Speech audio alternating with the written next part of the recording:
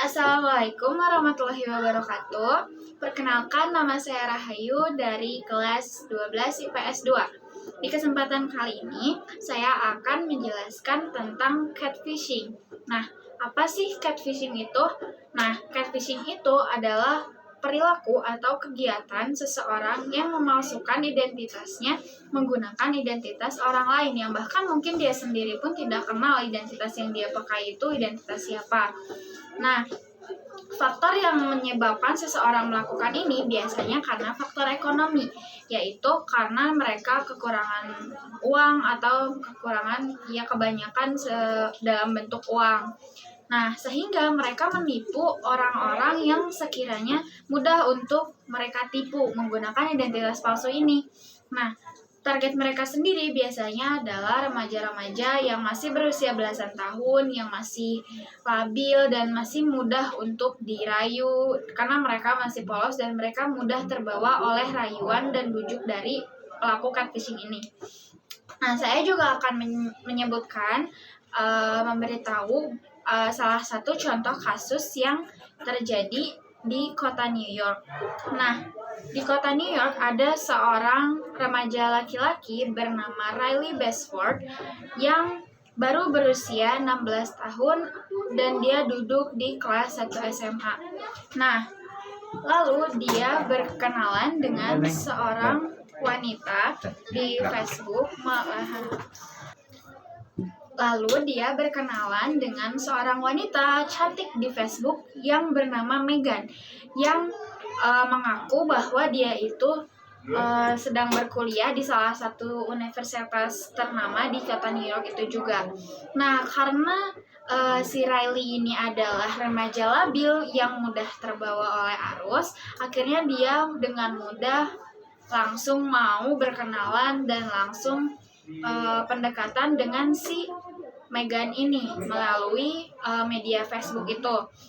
Lalu setelah beberapa lama kemudian, setelah mereka saling mengenal via chat di Facebook dan lain-lain, akhirnya si Megan ini merayu si Riley untuk mengirimkan foto dari si Riley ini tanpa busana sebagai salah satu langkah dia untuk mencapai tujuan dia untuk mendapatkan uang ini atau melakukan si pemerasan ini.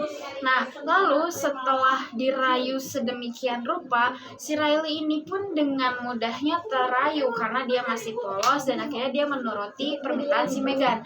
Lalu dia mengirimkan foto tanpa busananya itu ke Megan.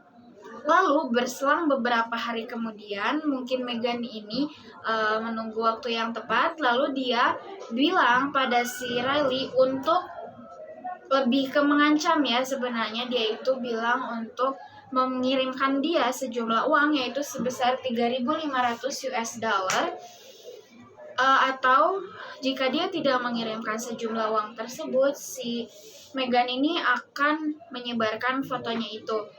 Lalu tidak berselang berapa lama, karena kaget dan karena takut fotonya itu disebar, karena si Riley ini sebenarnya tidak punya uang tersebut, akhirnya si Riley ini 2 jam kemudian setelah ancaman itu, dia memutuskan untuk bunuh diri dengan cara menembak dirinya sendiri. Nah, selanjutnya saya akan memberi opini saya bagaimana cara untuk mencegah dan menanggulangi si kasus catfishing yang udah sering terjadi ini. Kalau menurut saya, kita itu sebagai orang-orang, terutama kita sebagai remaja labil, harus menjaga privasi kita dan menjaga data diri kita agar tidak sampai disalahgunakan oleh orang lain yang akan menyebabkan banyak korban selanjutnya.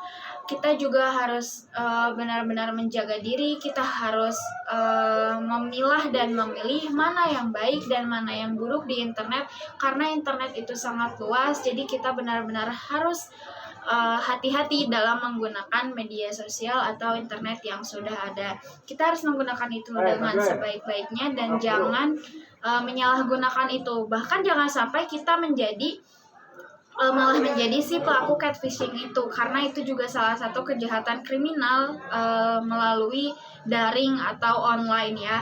Jadi mungkin sekian yang bisa saya sampaikan tentang materi catfishing ini. Mohon maaf bila ada kata yang salah. Wassalamualaikum warahmatullahi wabarakatuh.